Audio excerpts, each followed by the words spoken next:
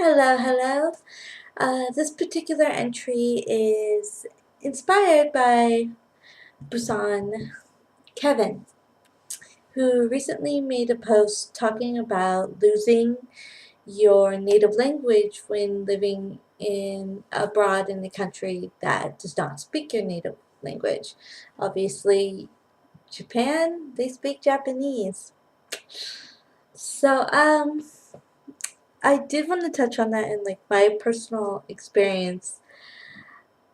I have lived in Japan for a few years ago, and I've been here now, this time, about 2 months, and I already do feel like I'm losing my mind, my language capabilities. Could be like right now, this may be a good time to do this because my brain is very tired at the moment, so it's a little slower, so it will actually get the message across.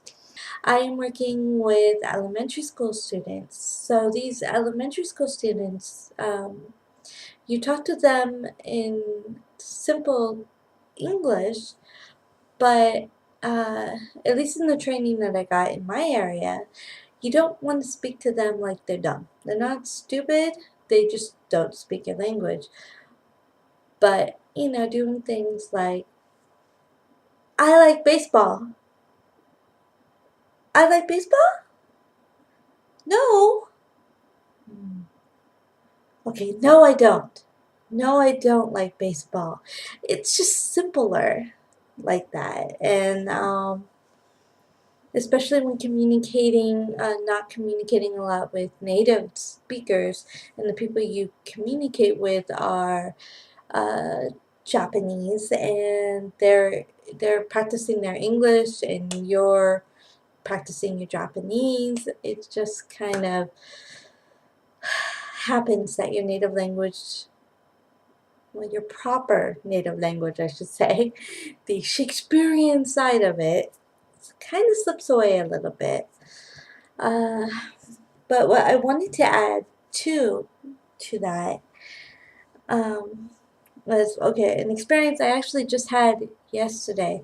I was in the car with one of the teachers from my elementary school, and she's excited that she gets to practice a little English with me. And we were at a stoplight, and she asked me, "Ah, shingo って何？英語で信号は何ですか?"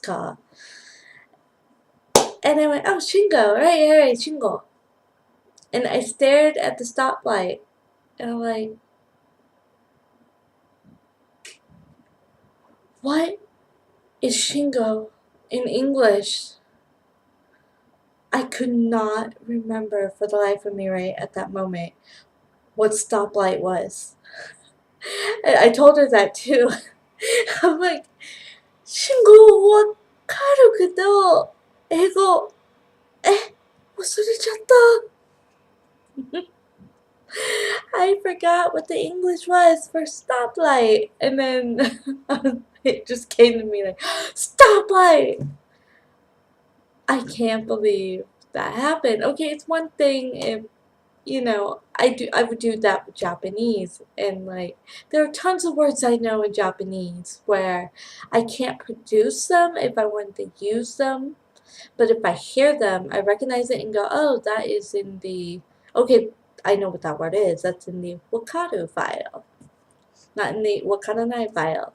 So I find it interesting that there are words that I can't make my mouth or my mind remember when I want to use them, but yet when I hear them, I know them and understand them.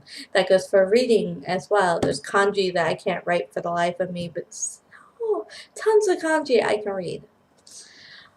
So, the other thing I want to add to that is that happening on the other side of the spectrum. That during my study abroad, I did have a lot of friends who were in my exchange program, or not just in my exchange program, but also foreigners that I met in Tokyo. And some of them became really good friends of mine now. And obviously, I spoke English with them. One of them actually would get talked to by waiters in Japanese, and he would kind of just go like hi hi, and then as soon as they left, go what they say, and ask me to translate. So because I hung out with so many foreigners and spent so much time speaking English outside of my Japanese classes, my speaking capability went out the window. Like, I struggled with creating sentences and things, especially in class. You know, we would get tested like, oh, we're doing this grammar point. Okay, make a sentence. It's just blank. Just dot, dot, dot. So, I almost feel at this moment, even though I went on to study another 2.5 years of Japanese after I studied abroad, my fluency of speech in Japanese has still not gone back to the level it was before I studied abroad, which is kind of weird. But now that I'm working in Japan, having conversations with my vice principal, fellow teachers, and whatnot in Japanese, is probably, I'm going to get back there pretty fast. It's like riding a bike. You don't forget. It's just you get wobbly and fall a little bit or forget how to stop. So, yeah, I mean, when I studied abroad, my reading, and my writing, so I could create sentences on paper, no problem. The on-the-spot speaking, no. And it's not like I couldn't say anything. I was completely incapable. It was just, it got worse than what it was when I shut up. My listening comprehension got really, really good too, as well. So all that did go up while I studied abroad, but it's just something to kind of be careful about. Especially if you're watching this and you're not doing the teaching thing right now, you're doing the studying in Japan thing right now, or going to. Uh,